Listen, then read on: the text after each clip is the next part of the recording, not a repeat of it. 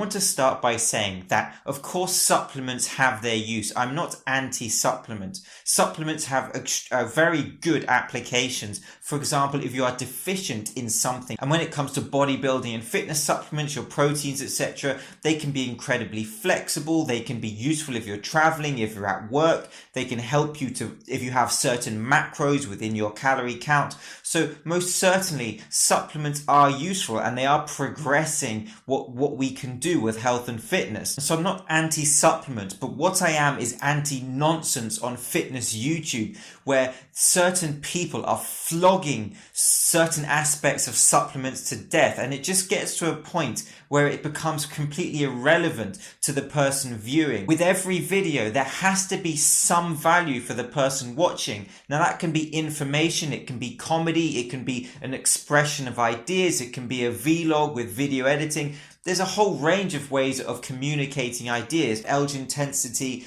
Alan Roberts has value in all his videos. There's always a point behind the videos, and that's what I think is useful. I can see people who are most definitely creating content for content's sake. Now let me take an example. Let's take an amino acid which is a building block of protein. If you think about protein synthesis, you have the transcription and translation from DNA to protein. If you understand this process and you watch these videos, you can very quickly understand what is useful to you. And here's what you can do. If you're watching these videos and you're confused because there's perhaps a few different content creators giving extremely different points of views going back and forth, if one of your choices is you can eat food, then take that approach. We know that complete protein sources consumed through food will contribute to muscle growth in accordance with your overall nutrition and of course your resistance training. Now of course there are people who have a great knowledge of supplementation. They own companies, they research, they produce products. This is incredibly valuable, but at what point do we hit this point of diminishing returns, where we're going down this rabbit hole into the minutiae of certain supplements which actually have no real significant impact on people watching who are training and participating in this fitness lifestyle? And of course, when it comes to elite bodybuilders and fitness professionals, then of course every little thing matters. The difference between first place and fifth place, for example, could be a lot of money and their livelihood. So of course attention to detail matters, but actually in the sense of bodybuilders, it's not the over-the-counter supplements which will be the most significant factor, if you understand what I'm saying. And I'm not just saying this as a sports scientist. I have a friend who is an elite bodybuilder, a professional, and we discuss this. So we can come down to this idea of significance with a supplement.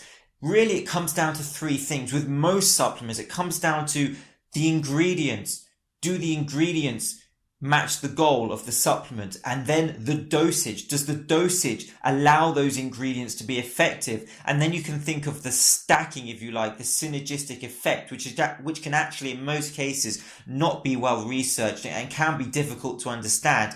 And essentially, you can apply that to many different supplements. And when it comes to stimulants of any kind, you have to remember that they have a shelf life in your body, because your body will become resistant to these external substances, for example caffeine. Also, if you think about somebody who leads an extremely unhealthy lifestyle, then they may have resistance to hormones such as insulin and leptin. And we can also think along these lines in terms of these supplements and how receptors will become resistant to the dosages that you are taking. And that's why many supplements are cycled pre-workouts. And Elgin Intensity actually said in one of his recent Q&As that he finds the current state of fitness YouTube boring, and some of the videos I'm seeing, I would actually agree with him. But in no way am I telling a content creator what to make. That is entirely down to them, and that is their right.